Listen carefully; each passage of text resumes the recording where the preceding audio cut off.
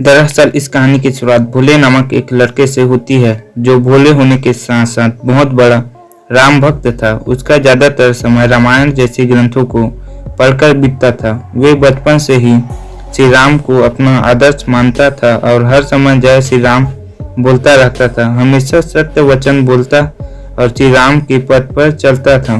लोग उसे एक श्री राम के भक्त के नाम से जानते थे और बड़ा होने के बाद भी वह अपने काम धंधे के बीच भक्ति करने के लिए वक्त निकाल लेता था। ऐसे ही एक दिन भोला राम मंदिर निर्माण को देखने अयोध्या पहुंच, जहां पर सरयू नदी से लेकर राम जन्मभूमि के दर्शन किए।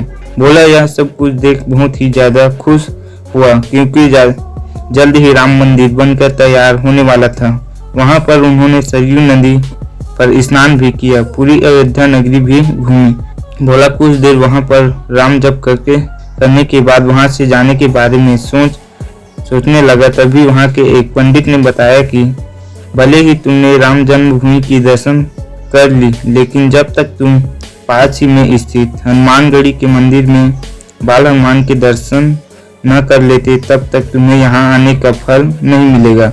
इस बारे में भोला को पंडित ने समझाया कि हनुमान जी राम जी के सबसे बड़े भक्त हैं। अगर कोई व्यक्ति अयोध्या आए और कोई उसका प्रिय हनुमान जी के दर्शन नहीं करेगा तो राम आखिर कैसे खुश होगा। इसका उल्लेख हमें रामायण में भी देखने को मिलता है और ऐसा भी माना जाता है कि हनुमानगढ़ी मंदिर वही मंदिर है जिसे भगवान राम ने लंका से लौटने के बाद अपने प्रिय भक्त हनुमान को दे दिया था। ऐसा मानता है कि पवन पुत्र हनुमान यहाँ रहते हुए कोतवाल के रूप में अयोध्या की रक्षा करते हैं। इसलिए कहा जाता है कि हनुमानगढ़ी के बाद हनुमान के दर्शन किए बगैर श्री राम के दर्शन अधूरे ही हुए।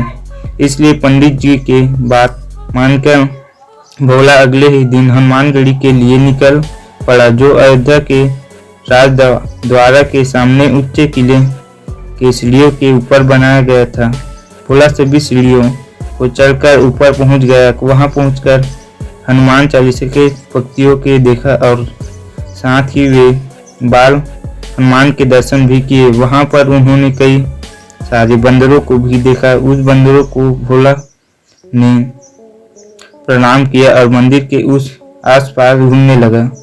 तभी उसकी नज़र पुराने दरवाजे पर पड़ा, जो देखने में ऐसा लग रहा था मानो कई सौ सालों पुराना है। भोला ने उस दरवाजे को खोला, उसके अंदर चला गया। अंदर उसने जो देखा वो वाक्य में हैरान कर देने वाला था। असल में वह कमरा 400 साल पुराना तहखाना था। तभी भोला की नजर ताम्रपत्र पर पड़ा। तभी मंदिर के कार्यकर्ता वहां पहुंच गए और भोला के वहां से निकाल दिया, परंतु भोला उस ताम्रपत्र के बारे में सोचते रहा। तब वो लड़का पूरी बात पंडित को बताया। पंडित ने उसे बताया कि दरअसल मुसलमान राजाओं की भारत पर आक्रमण हुआ, तब उसका एक सम्राट हनुमान का भक्त हुआ करता था।